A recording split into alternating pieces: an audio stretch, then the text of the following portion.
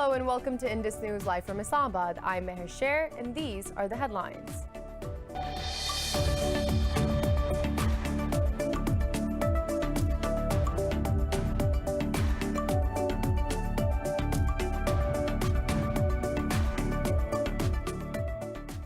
New clashes have erupted between Azerbaijan and Armenia in the Nagorno-Karabakh region after the U.S. mediation talks failed. Azeri Defense Ministry said its forces have conducted airstrikes against Armenian posts in Khojavend, Fuzuli, and Gubadli.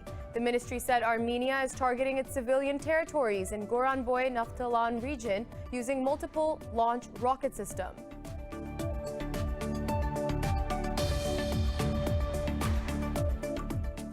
Afghanistan's government says the Taliban have killed 6 guards of a dam in southwestern Nimroz province. A spokesman for the National Water Affairs Regulation Authority said 2 other guards were injured in the attack.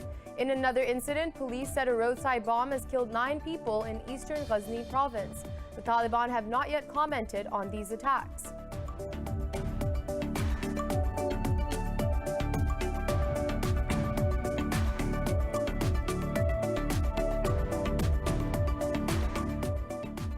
In Egypt, voting has started in the first phase of parliamentary elections.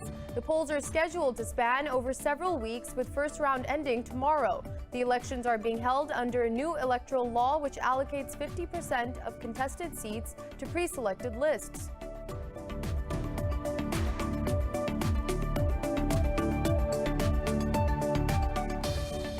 The U.S. has recorded its highest daily COVID-19 cases as more than 83,000 people have tested positive overnight.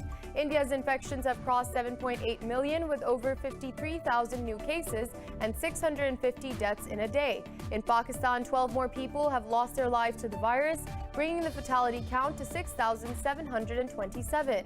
The number of global COVID-19 infections has topped 42 million with more than 1.14 million deaths.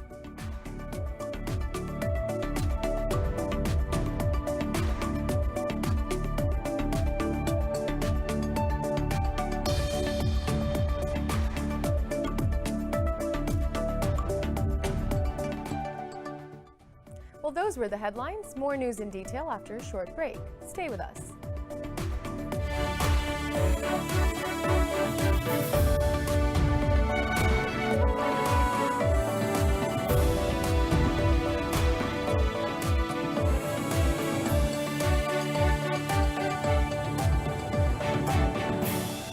Welcome back. New clashes have erupted between Azerbaijan and Armenia in the Nagorno-Karabakh region after the U.S. mediation talks failed. Azerbaijan's defense ministry said its forces have conducted an airstrike against Armenian posts in Khojavend, Fuzuli, and Gubadli. It said an Armenian command post as well as many weapons and ammunition depots have been destroyed in the strike. The ministry said Armenia is firing towards its civilian territories in Goranboy-Naftalan region using multiple launch rocket systems. It said Azeri-Gubadli region is also under heavy artillery fire from Armenia aimed at provoking the Azeri army to retaliate.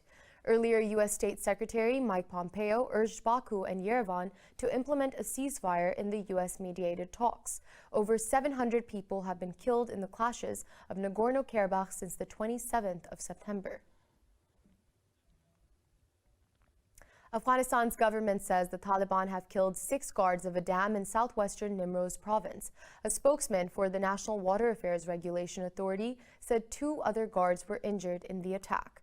The incident comes a day after the Taliban killed 20 soldiers and captured 6 others in an attack on a military base in Nimroz. In another incident, police said a roadside bomb has killed 9 people in eastern Ghazni province. The Taliban have not yet commented on the attacks. Moving on, NATO Chief Jens Stoltenberg says its allies have reaffirmed their support for the Afghan peace process. He said this in a statement issued after a meeting with defense ministers of NATO's member states. Secretary General Jens Stoltenberg urged the Taliban to reduce the unacceptable levels of violence.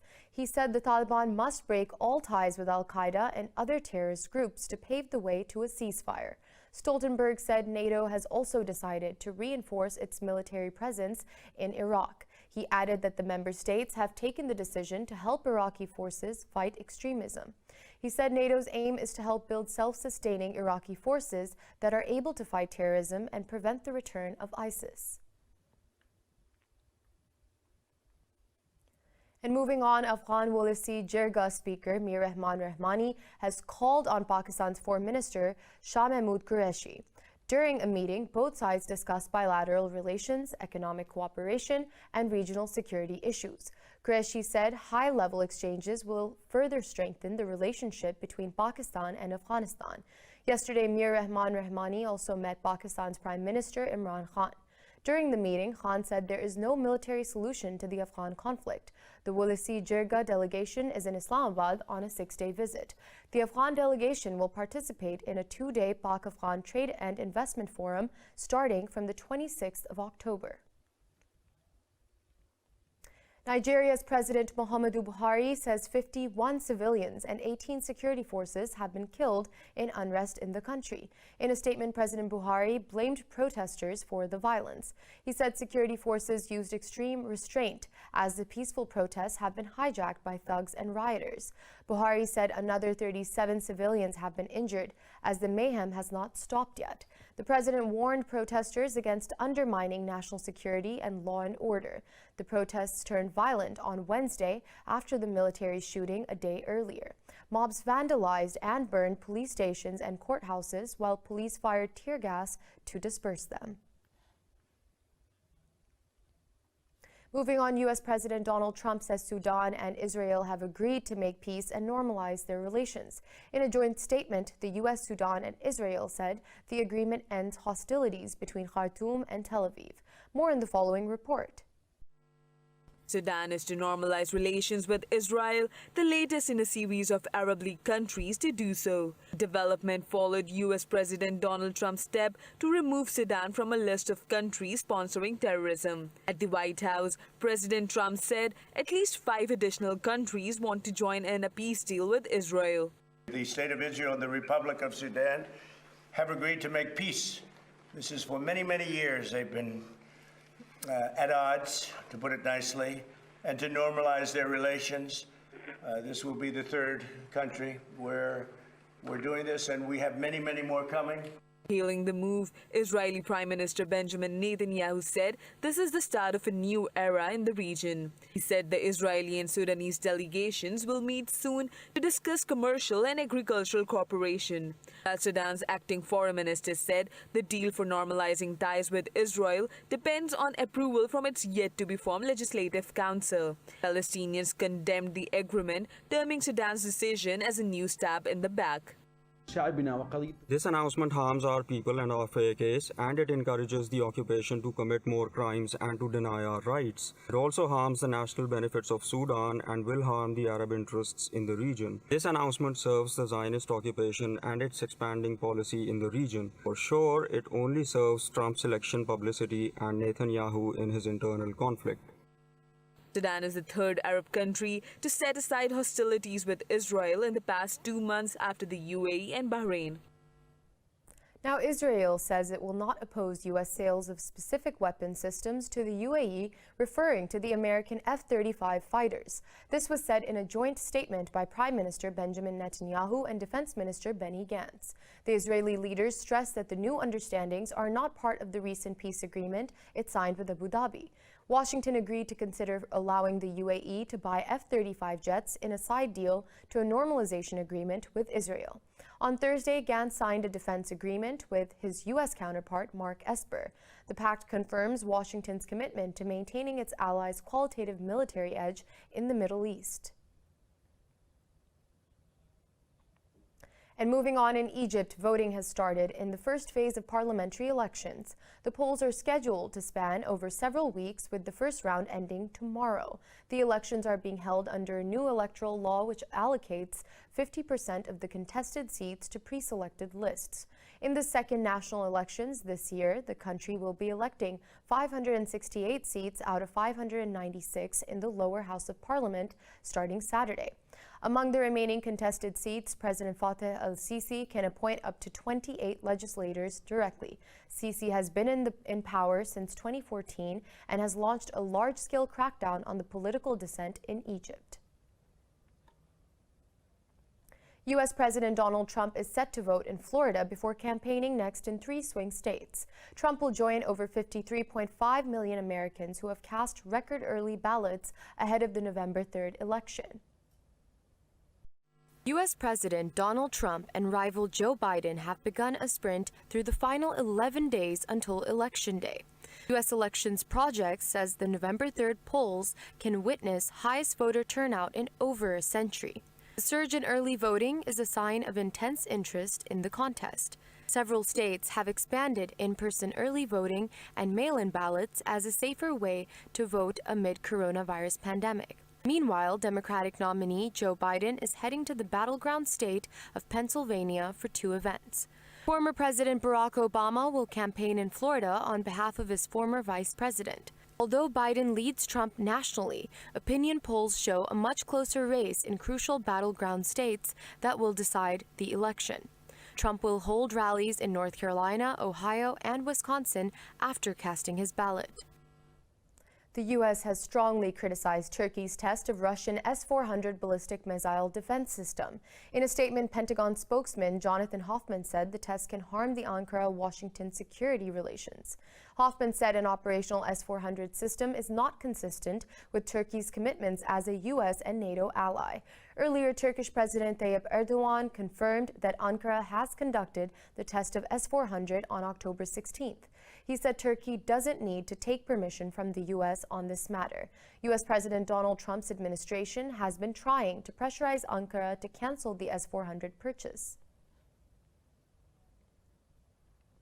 The U.S. has sanctioned a Russian government research institute for allegedly using Triton virus in 2017 cyber attacks.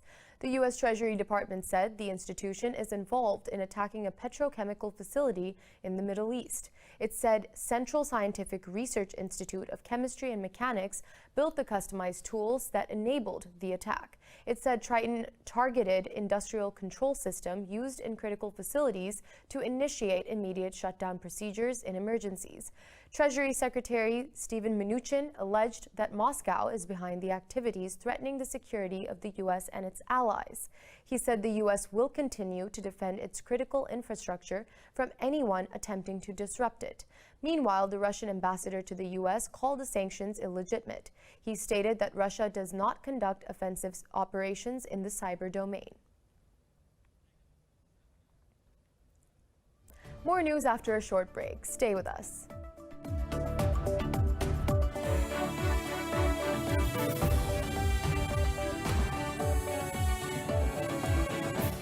On to more news in detail. The number of global COVID-19 infections has topped 42 million, with more than 1.14 million deaths. India's infections have crossed 7.8 million, with over 53,000 new cases and 650 deaths overnight. Brazil has recorded 571 coronavirus deaths in the past 24 hours, taking the toll to over 156,000. More in the following report. The coronavirus continues to wreak havoc as it rages virtually throughout the world.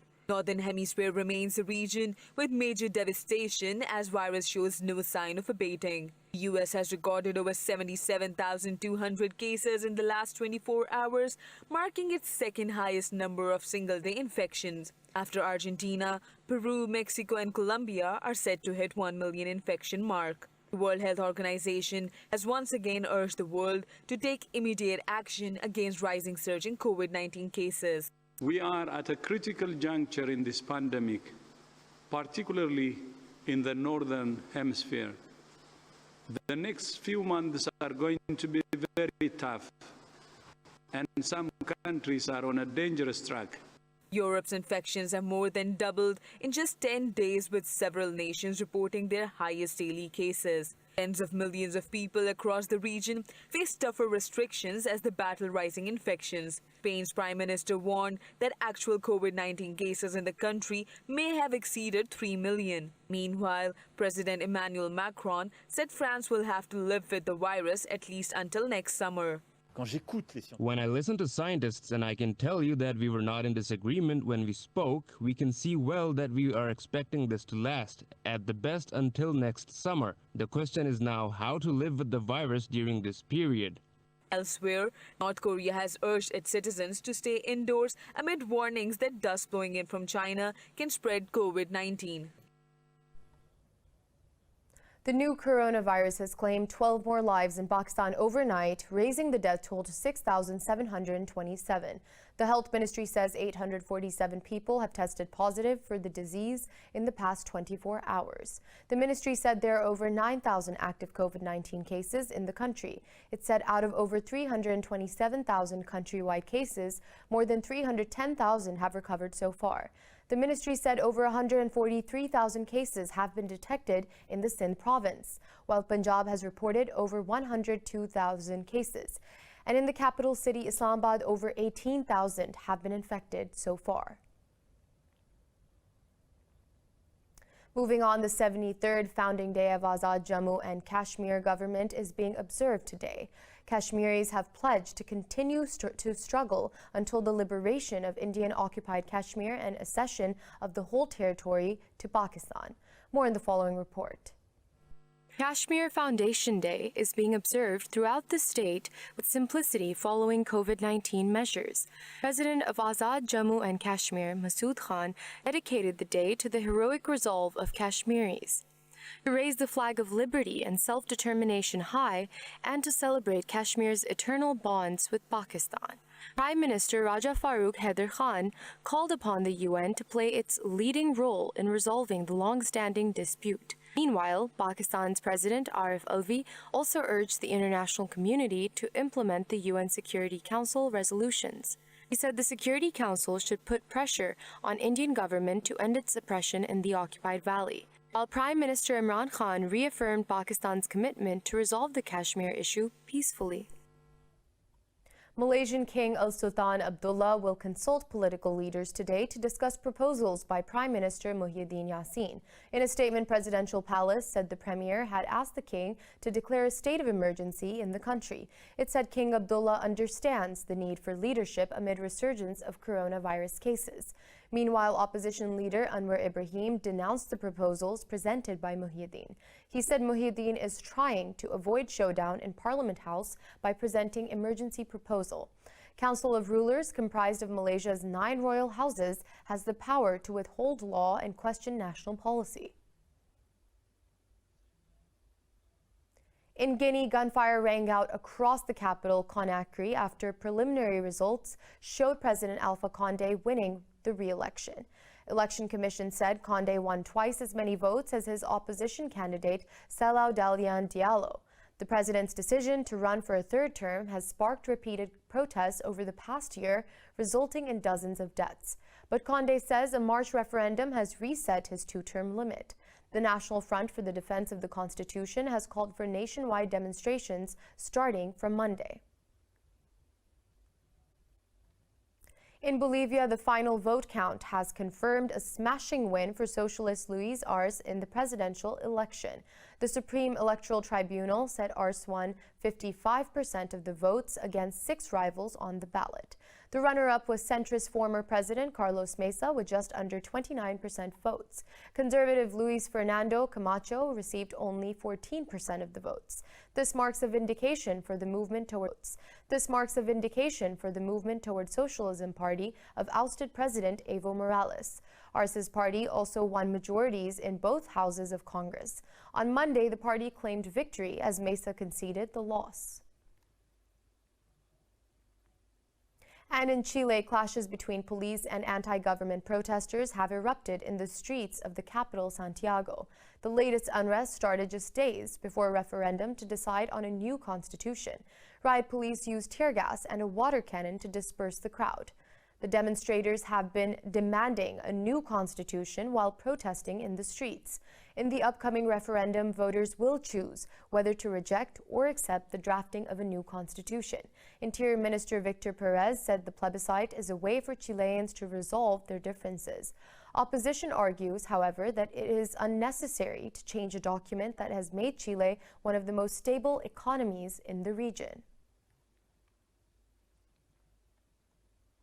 Moving on to Cambodia, the death toll from flooding and landslides caused by heavy rains has risen to 39. The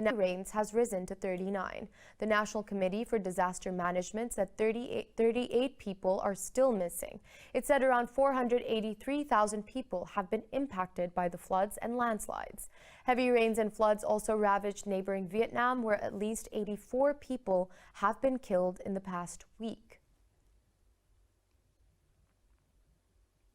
British vaccine developer AstraZeneca has resumed the trials for COVID-19 vaccine. AstraZeneca said the U.S. trial of its experimental vaccine is starting after the approval of regulators. AstraZeneca paused its U.S. trial on September 6th after a report of a serious neurological illness in a participant. Johnson & Johnson has also announced to resume vaccine trial from next week. The U.S. company paused its large late-stage trial last week after a study participant became ill. Meanwhile, Brazil's pharmaceutical company has signed an agreement with Russia to produce its Sputnik V vaccine. The private União Química company said the production of vaccines will start in the second half of November. And in the U.S., Colorado has seen 3 of its largest wildfires in state history to occur this year, 2 of which are still growing. An explosive wildfire has forced evacuations of several mountain communities in the state. The blazes caused the closure of Rocky Mountain National Park as it burned another 45,000 acres. This comes in addition to more than 1 million acres of wilderness in Colorado, which has been deemed off limits to the public. Officials say the East Troublesome Fire has now burned 170,000 acres and was only about 5% contained. The National Weather Service has forecasted continued hot, dry, and windy conditions in much of Colorado. Snooker is a hard enough game as it is, and it takes time to settle into the rhythm to play intricate shots. But Pakistan's Mohammad Ikram has taken it to a whole new level as he mastered to play the game using only his mouth. He flexes the muscles around his mouth and pushes the cue ball with his lower lip, making a shot straight into the corner pocket. More in the following report. Mohammad Ikram was born without arms, but that did not stop him from excelling. The 32-year-old is now well known among the local snooker community for being able to play the game by using only his mouth. His opponents apply chalk to their cue sticks as Ikram lines up his mouth just behind the cue ball for another shot. He would come to the club and ask that he be allowed to play. We would look at his arms and feel that he was unable to play, although he said he would play with his face. He insisted that we allow him to play a few games and prove himself. When he did that, we saw that he was actually very good, so we allowed him to play. He wins from the players as well as loses sometimes. He's really very good. From an early age, Ikram watched other children in his home city of Samundri playing snooker and developed a liking for the game. He eventually began practicing in secret, hitting a cue ball with his mouth on an empty table.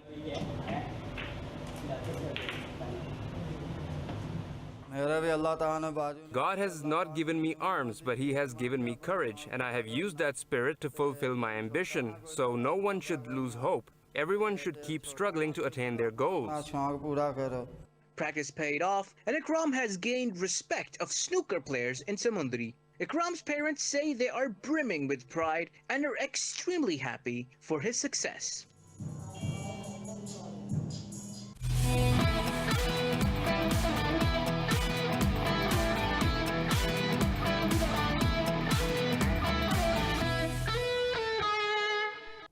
And in football, Leeds United outplay Aston Villa by 3-0 in the Premier League. Patrick Bamford scored a second-half hat-trick to secure a win for Leeds United. Leeds secured a lead in the 55th minute when Bamford pounced Emiliano Martinez's pushed-out shot to slot home the loose ball. 12 minutes later, Bamford capitalized on the lead, making it 2-0 with a fine shot from the edge of the area. The Leeds striker then completed the hat-trick curling finish after 74 minutes for his first Premier League treble. With this victory, Leeds United move up to the third place with 10 points and 2 points behind Aston Villa. Pakistan's upcoming 3-match T20 series against Zimbabwe has been shifted to Rawalpindi from Lahore. In a statement, the Pakistan Cricket Board said the matches have been moved due to poor air quality in Lahore. PCB Chief Executive Wasim Khan said the air pollution in the city posed a health risk to keep the matches in Lahore. Earlier this month, the PCB shifted the 3-match ODI series against Zimbabwe from Multan to Rawalpindi. The first match of the series begins on the 30th of October in Rawalpindi.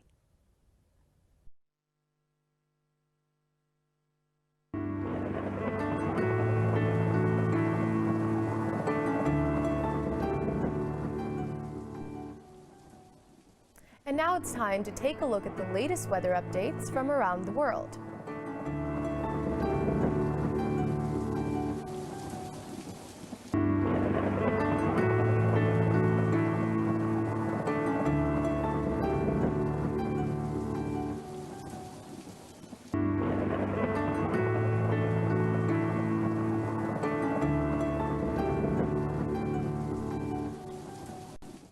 For the latest updates, you can follow us on social media at indus.news.